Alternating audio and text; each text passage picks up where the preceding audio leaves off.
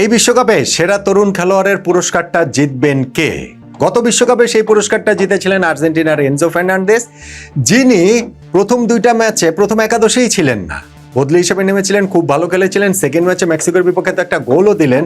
Third match থেকে তিনি একাদশে এলেন এবং ফাইনাল পর্যন্ত কি অসাধারণ ফুটবল খেলেছিলেন। আর্জেন্টিনার সেই শিরোপা জয়ে তরুণ এনজোর খুবই গুরুত্বপূর্ণ রোল ছিল এবং যথার্থ কারণেই তিনি সেরা তরুণ খেলোয়াড়ের পুরস্কারটি জিতেছিলেন। এই বিশ্বকাপে তার উত্তরাধিকার কে হতে যাচ্ছে, মানে ওই পুরস্কারটা এবার কে জিততে যাচ্ছেন? আর্জেন্টিনার কেউ কি?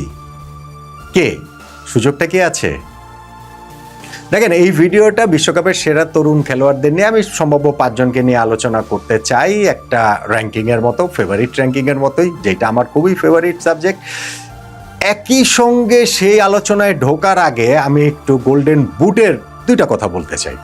আগের ভিডিও তো বলেছি, অন্যান্য ভিডিও তো বলেছি, কিন্তু তারপর আমি কেন জানি না একটা কনফিউশনের জায়গা অনেকের মধ্যেই বোধহয় তৈরি হয়েছে যে ফ্রান্স ভার্সেস ইংল্যান্ড তৃতীয় স্থান নির্ধারণে যে ম্যাচটা, সেইখানকার গোল কি কাউন্ট হবে কিনা গোল্ডেন বুটের রেসে। আমার কাছে এই প্রশ্নটাই অদ্ভুত লাগে, কাউন্ট হবে না কি কারণে? এই ফ্রান্স ভার্সেস ইংল্যান্ড তৃতীয় স্থান নির্ধারণে যে ম্যাচ, সেটা কি বিশ্বকাপের ম্যাচ না? অর্থহীন ম্যাচ, একদম অর্থহীন ম্যাচ। এটা তো আমিও বলছি যে এই ওয়ার্ল্ড কাপে 104টা ম্যাচ হওয়ার কথা, 102টা ম্যাচ এখন পর্যন্ত হয়েছে এবং সেই 102টা ম্যাচের প্রত্যেকটা ম্যাচের গুরুত্ব ছিল। গ্রুপ পর্বের ম্যাচ বলেন, নকআউট পর্বের তো বটেই, কিন্তু এই যে 103 নম্বর ম্যাচ তৃতীয় স্থান নির্ধারণে, সেইটার আসলে কোনো গুরুত্বই নেই। ফ্রান্স জিতলেই বাকি, ইংল্যান্ড জিতলেই বাকি, কিন্তু এটা তো ভাই ওয়ার্ল্ড কাপের ম্যাচ।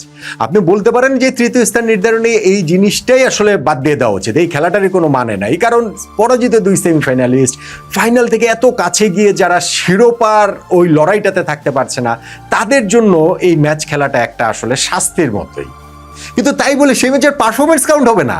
এই ম্যাচে যদি কেউ গোল করেন সেইটা গোল্ডেন বুটের রেসে কাউন্ট হবে না? কেউ যদি আউটস্ট্যান্ডিং পারফর্ম করেন সেইটা গোল্ডেন গ্লাভসের ক্ষেত্রে কাউন্ট হবে না? সেটা গোল্ডেন বলের ক্ষেত্রে কাউন্ট হবে না? অবশ্যই হবে। সেইটা হবে না কেন? আমি জানি না যে আমরা কি আসলে সবকিছুই একটু সমর্থকের চশমা চোখে দিয়ে দেখি কিনা, যে না এখন কিলিয়ান এমবাপ্পে এইখানটাতে রয়েছেন ফ্রান্সের, অতএব এই যে একটা অগুরুত্বপূর্ণ ম্যাচ সেইখানটাতে তিনি গোল করবেন, অ্যাসিস্ট করবেন ইংল্যান্ডের বিপক্ষে, ফলে মেসিকে তিনি ছাড়িয়ে যাবেন, ফলে এই তৃতীয় স্থান নির্ধারণী ম্যাচের এই গোল অ্যাসিস্ট কাউন্ট করা হওয়া উচিত না। এইটার আমি আসলে এটার মানেটাই বুঝি না, যে তৃতীয় স্থান নির্ধারণী ম্যাচটা ফিফা বাদ করে দিতে পারে ভবিষ্যতে, এই ম্যাচটার গুরুত্ব নাই আমি বলছি, কিন্তু এই ম্যাচের পারফরমেন্স কাউন্ট হবে না কি কারণে?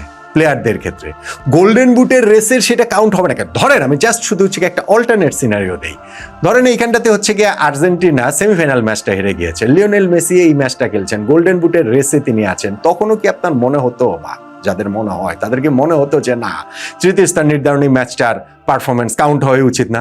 বলতে পারেন যে মেসি তখন ওই ম্যাচটা হয়তো খেলতোই না, সেইটা তো অন্য আলোচনা, এমবাপ্পে ওই ম্যাচটা নাও খেলতে পারেন, সেইটাও অন্য আলোচনা, কিন্তু পারফরমেন্স কাউন্ট হবে না বা কাউন্ট হওয়া উচিত না, বা এটা কাউন্ট হওয়াটা হচ্ছে গিয়ে মানে ফিফার আইনের ফাঁক, এগুলা ভাই এগুলো হাস্যকর কথা, এগুলো হচ্ছে গিয়ে মানে বাচ্চা ছেলেপেলের মতো কথা হয়ে যায়।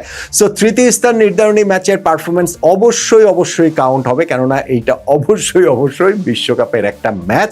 আমি আগেও কিছু ভিডিওতে এই আলোচনাটা করেছি, আমি আবারও একটু আপনাদেরকে, যাদের মধ্যে একটু কনফিউশন আছে সেটা একটু ক্লিয়ার করে দিলাম। এখন এই ভিডিওটা তো হচ্ছে কি সেরা তরুণ খেলোয়াড়ের, বলছিলাম 4 বছর আগে জিতেছেন আর্জেন্টিনার এনজো ফার্নান্দেজ। এইবার কি আর্জেন্টিনারই কেউ আসলে জিততে পারেন কিনা? যেহেতু তাদের দল ফাইনালে উঠেছে, তাদের দল থেকে কারো সেই সুযোগের জায়গাটা আছে কিনা, আমি টপ 5-এর কথা একটু আলোচনা করছিলাম। ধরেন এইখানটাতে আমার কাছে মনে হয় টপ 5-এর মধ্যে আমি ধরেন নাম্বার 5-এ ইংল্যান্ডের নিকো ওরেলিকে রাখতে চাই।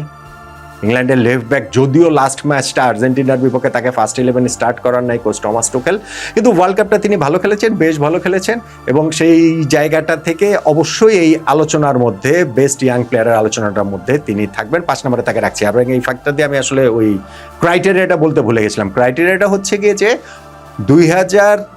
সালের 1 জানুয়ারির পরে যাদের জন্ম হয়েছে তারাই এলিজিবল থাকবেন এই অ্যাওয়ার্ডটার জন্য। মানে হচ্ছে গিয়ে 21 বছর বয়স, সেটা ওই যে বছরের শুরুটা হিসাব করে 2005-এর 1 জানুয়ারির পরের জন্ম ওই হিসাবটা করে এই অ্যাওয়ার্ডটা দেওয়া হবে। এবং সেই অ্যাওয়ার্ডটা কোনো ভোটাভুটির মাধ্যমে না, এটা ফিফা টেকনিক্যাল স্টাডি গ্রুপ, তারা এই যেই প্লেয়ারদের নট নেসেসারিলি শুধুমাত্র স্ট্যাট মানে কার গোল বেশি, কার অ্যাসিস্ট বেশি, কার ইন্টারসেপশন বেশি, তার ক্লিয়ারেন্স বেশি, কার হচ্ছে ওই যে ক্রিয়েটিভ, এইটা না, মানে তারা তাদের মতো করে অ্যাসেস করে যেই ইয়াং প্লেয়ারটার ওই মনে হয়েছে যে এই ওয়ার্ল্ড কাপে ইম্প্যাক্ট অনেক প্রবল এবং ভবিষ্যৎটা তার অনেক বেশি উজ্জ্বল, সেই হিসাব করেই এই অ্যাওয়ার্ডটা দেওয়া হবে। যে অ্যাওয়ার্ডটা আসলে ফিফা চালু করেছে 2006 বিশ্বকাপ থেকে, সেইবার জার্মানির লুকাস পডলস্কি এই অ্যাওয়ার্ডটা পেয়েছিলেন প্রথমবারের মতো। 2010 সালে জার্মানিরই থমাস মুলার পেয়েছিলেন, 2014-তে ফ্রান্সের পল পগবা, 2018-তে ফ্রান্সের কিলিয়ান এমবাপ্পে এবং 2022-এ আর্জেন্টিনার এনজো ফার্নান্ডেস এই পুরস্কারগুলো পেয়ে